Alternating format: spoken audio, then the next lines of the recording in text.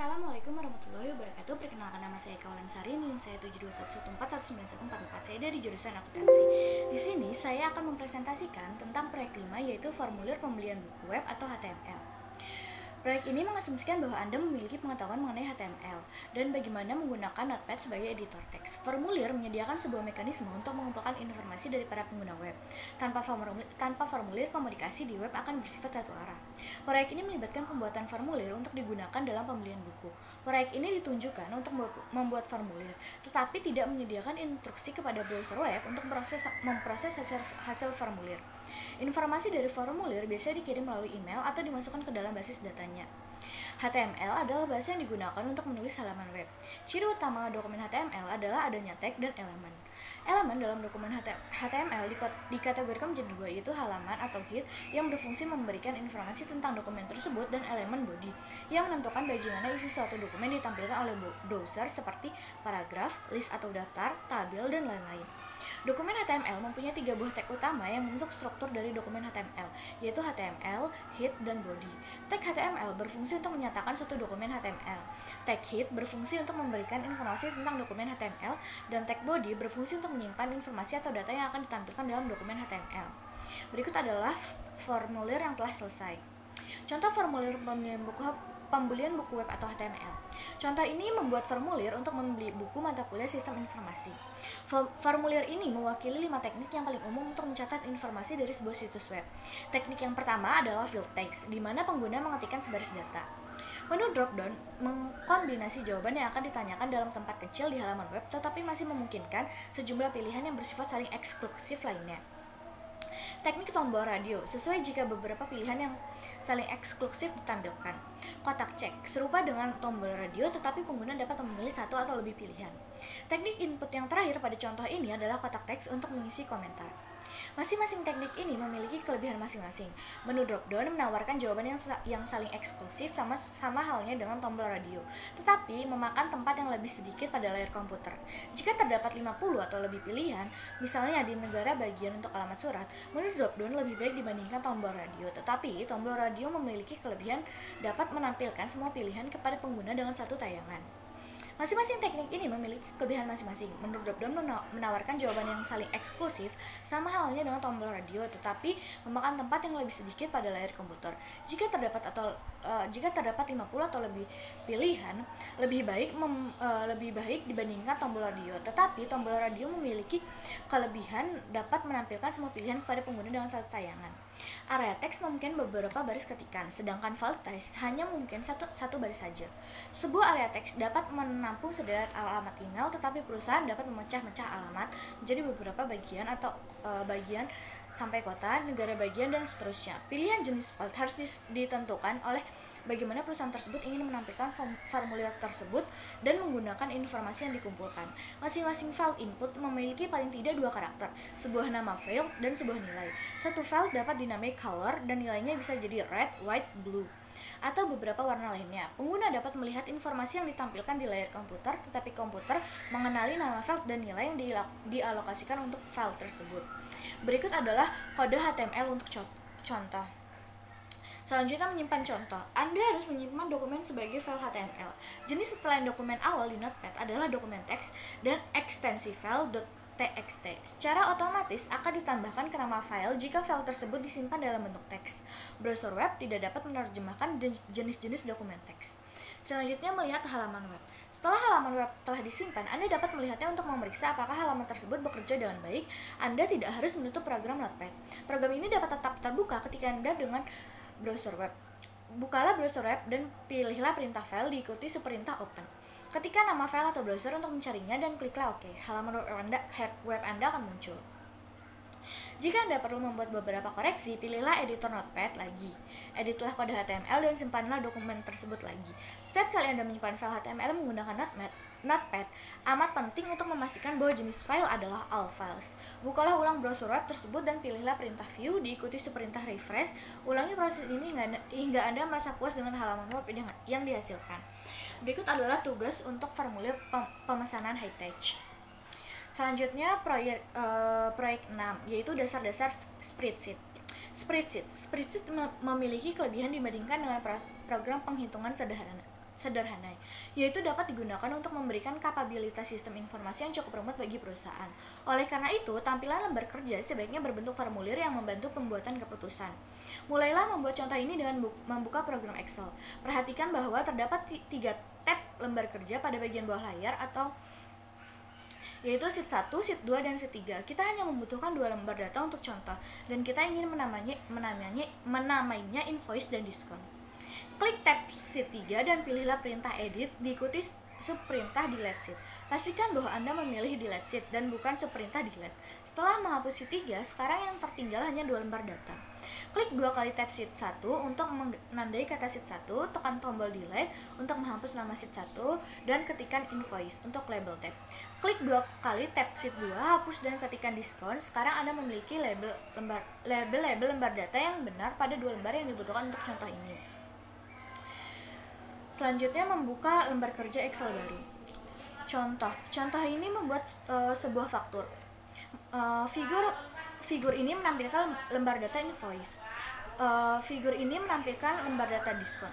Tab yang ditandai pada bagian bawah layar memberitahu pada Anda lembar data mana yang sedang ditampilkan. Faktur ini berisikan 4 barang, yaitu chair, table, lamp, dan pillow. Masing-masing barang memiliki harga unit dan sejumlah diskon ditampilkan berdasarkan harga masing-masing unit. Harga per unit dikurangi diskon dikalikan dengan jumlah unit yang dipesan menghasilkan harga keseluruhan. Harga keseluruhan dijumlahkan untuk menentukan total faktur. Jumlah yang harus dibayar pembeli bergantung pada kapan pembeli tersebut membayar faktur. Ini merupakan lembar data faktur untuk contoh. Dan sebelahnya adalah lembar data diskon untuk contoh. Lembar data diskon. Isi lembar data diskon akan dimasukkan pertama kali. Tujuan dari lembar data pada contoh ini adalah menentukan jumlah 2 unit harga yang menentukan persentase diskon. Pada contoh jika jumlah harga unit lebih besar atau sama dengan 100, maka diskonnya adalah 15%. Harga yang lebih besar atau sama dengan 50 menghasilkan diskon 10%. Anda harus memasukkan nilai-nilai ke dalam sel seperti yang ditunjukkan dalam figur ini. Formula yang digunakan dalam lembar data invoice bergantung pada nilai-nilai pada sel-sel yang tertentu di lembar data diskon.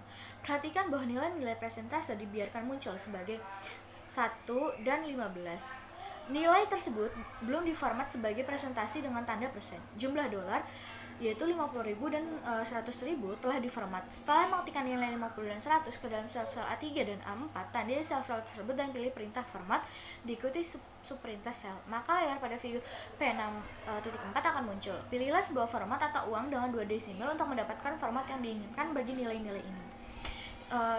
Ini merupakan figur P6.4, yaitu memformat sel sebagai mata uang. Selanjutnya, lembar data faktur.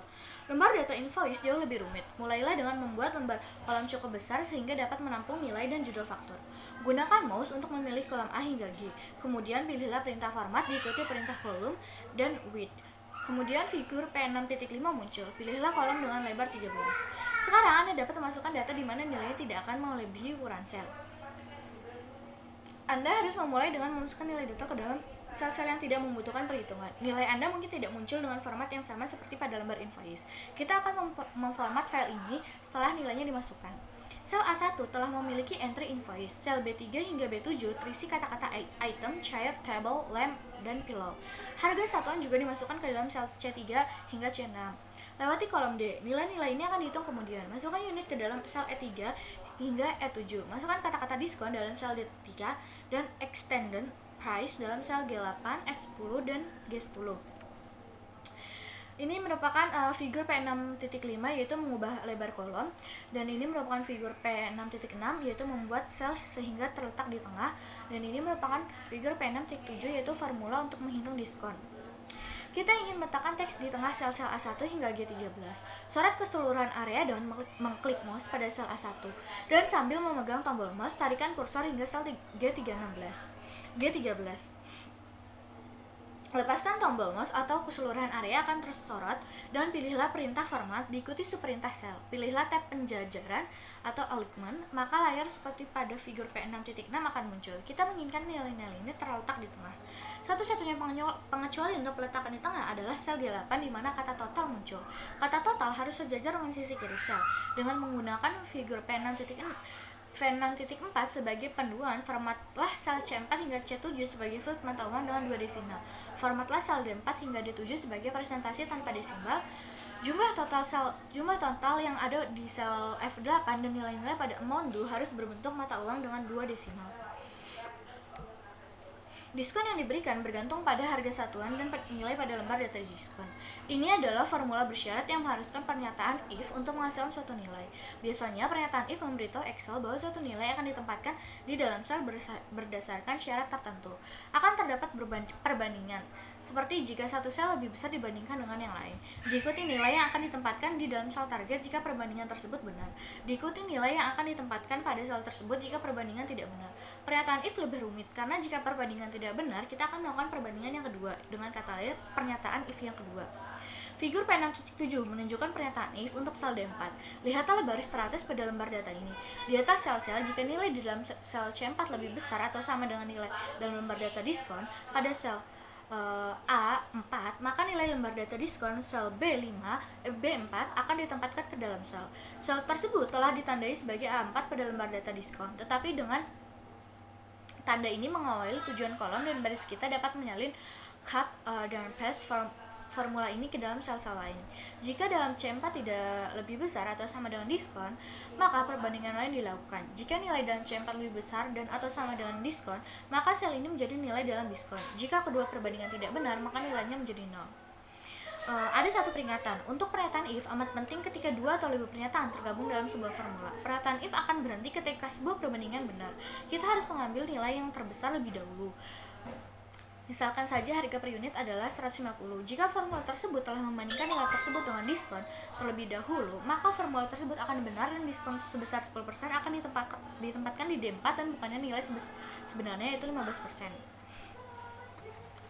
Harga keseluruhan adalah harga per unit dikalikan dengan 1 dikurangi diskon dikalikan dengan jumlah unit yang dibeli. Tanggal saat ini ditempatkan dalam sel G11 sebagai fungsi Excel. Sel G12 adalah sel G11 ditambah 30. Sel G13 adalah sel G11 ditambah 60. Tanggal diformat menjadi bulan, hari, tahun tanpa jam, menit, atau detik yang ditampilkan. Figur P6.4 menampilkan layar di mana format untuk sel-sel ini akan terjadi. Sel-sel yang terakhir yaitu F11 hingga G13 mencerminkan nilai waktu dari uang.